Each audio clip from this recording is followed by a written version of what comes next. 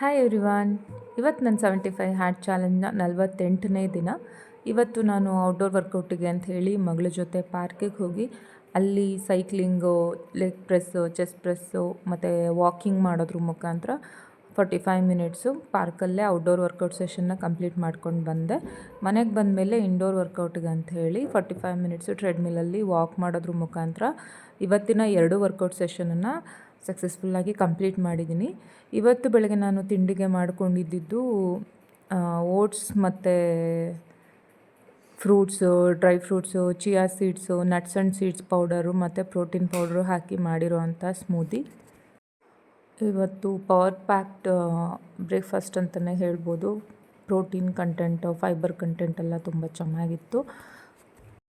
ಜೊತೆಗೆ ಡ್ಯೂಟಿಯಿಂದ ಮನೆಗೆ ಬರುವಾಗ ಆಂಟಿ ಮನೆಗೆ ಹೋಗಿ ಮಗಳನ್ನ ಕರ್ಕೊಂಡು ಬರಬೇಕಾಗಿತ್ತು. ಸೊ ಅವ್ರ ಮನೆಗೆ ಹೋದಾಗ ಸ್ವಲ್ಪ ಅಲ್ಲೇ ಊಟ ಮಾಡಿದೆ. ಮತ್ತೆ ಸಂಜೆ ಮನೆಗೆ ಬಂದು ಅಡುಗೆ ಆದಮೇಲೆ ಮತ್ತು ಕೂಡ ಮನೇಲಿ ಊಟ ಮಾಡಿದ್ದೀನಿ. ಸೊ ಹಾಗಾಗಿ ಇವತ್ತು 3 ಮೀಲ್ಸ್ ಅಂತಲೇ ಹೇಳ್ಬೋದು. ಜೊತೆಗೆ ಇವತ್ತಿನ 10 ಪೇಜಸ್ ಬುಕ್ಕು ಕೂಡ ಓದಿ, 1 ಗ್ಯಾಲನ್ ನೀರು ಕೂಡ ಕುಡಿದು, 1 ಸೆಲ್ಫಿನೂ ತಗೊಂಡು ಇವತ್ತಿನ 75 ಹಾರ್ಟ್ ಚಾಲೆಂಜ್ನ ಎಲ್ಲ ಕ್ರೈಟೀರಿಯಾನು ಮೀಟ್ ಮಾಡಿ ಸಕ್ಸಸ್ಫುಲ್ಲಾಗಿ ಕಂಪ್ಲೀಟ್ ಮಾಡಿದ್ದೀನಿ. Thank you so much for watching. That's it for today. See you tomorrow. Bye.